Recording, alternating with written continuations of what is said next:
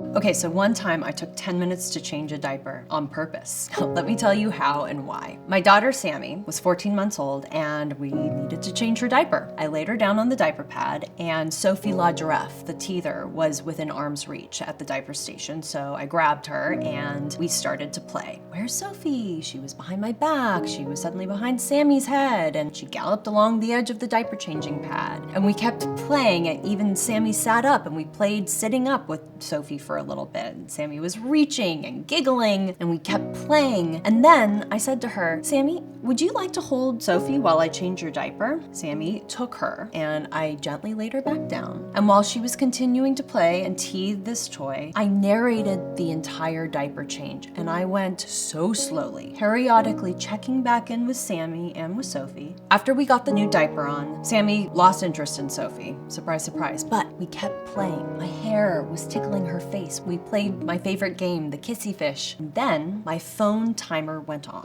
It had been 10 minutes. By setting a countdown timer for 10 minutes and purposefully trying to elongate this act, I created a challenge, which is a key trigger for entering a microflow state. During that 10 minutes, time completely dissolved for me. I was completely absorbed. And whether it's a diaper change or a stroll through the neighborhood or feeding, each repetitive task presents a chance for microflow. So I'm going to challenge you. I want you to do a 10-minute diaper change, and then I want you to come right back to this video, and I want you to tell me exactly what happened.